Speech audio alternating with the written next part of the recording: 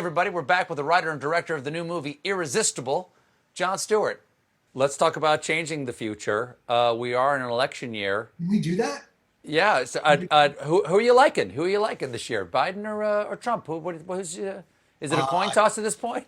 It's a toss-up. I'm going back and forth. What do you think? A recent poll, New York Times poll, 14% of voters aren't sure yet. I don't know. Tell me more. Look,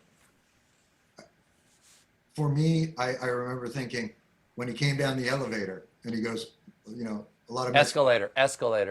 Sorry, a lot of Mexicans are rapists. I was like, okay, he's done. And then grab him by the pussy, he's done.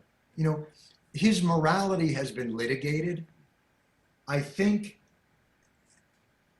and I didn't expect him to be moral. I think what caught me off guard was just the utter incompetence. Yeah. I think I've been somewhat surprised. You were sort of sold this idea that he was a disruptor and that the chaos was strategic. And now no, I think his pants are on fire. Right. And just running around a room.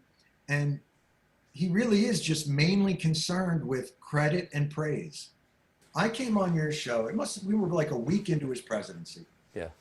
And I remember saying, I feel like he's been president for 100 years. The presidency is supposed to age the president, not the country. And I do think at some level,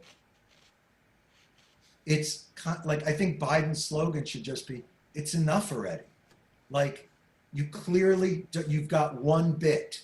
It'd be like dice. Biden has literally tweeted that. Just that word, enough. Completely. Yes. I don't feel like this election is just, and I've really tried to parse this. Like, is it just anybody but Trump? And I do believe that to some extent. Biden was not my guy.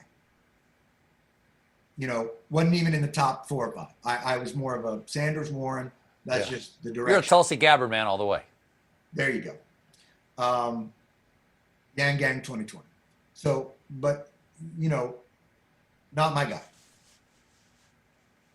But having watched him on your show and having spoken to him at other times and seen him in other situations, I'm not crazy about the Uncle Joe character. The Uncle Joey, I took down Corn Pop. Hey, how you doing? The touchy-feely, like, I don't like that shtick. I think He prefers Pops, by the way, not Uncle Joe. He prefers Pops. Pops. With the whole, like, he told me, Joey, always take the train because it always gets you there with a bag lunch. All that kind of stuff feels shticky to me. Mm-hmm. But I feel like that's not the core of who that guy really is. And I've recently been thinking about something, and that is that we are a country in terrible anguish right now. We are in pain. American exceptionalism, the blindfold is off, and we're kind of seeing ourselves as who we really are. That American exceptionalism is not like a title that you wear, like you were Miss America in 1937 and you'll always be Miss America. Like, it takes effort and work to maintain. Mm-hmm. And if you treat it as a fait accompli, it will erode and you will lose it. And we are seeing that erosion. And we are fearful and we are angry and we are in pain. And when I see Biden pass the shtick, I see a guy who knows what loss is. That's it. Knows grief. That's it. And I think that kind of grief humbles you. When you lose, and you know this, and we've talked about these kinds of things because it's something that I appreciate about you as well. There's a humility to the randomness of tragedy that brings about a caring that can't be faked and it can't be contrived.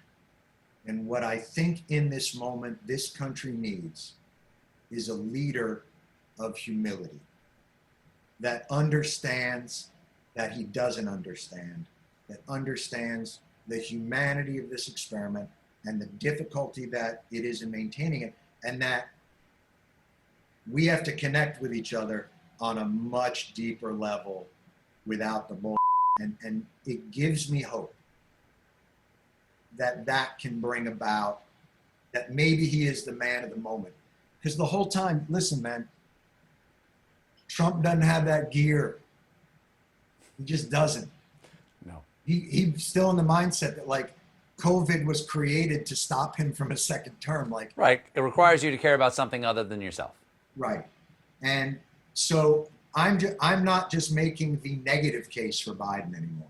It's not just well, we got to get rid of that guy. I actually believe something in his life experience can benefit this country at a moment where it desperately needs it. Jon, we got to take another break. We'll be right back with more Jon Stewart, everybody.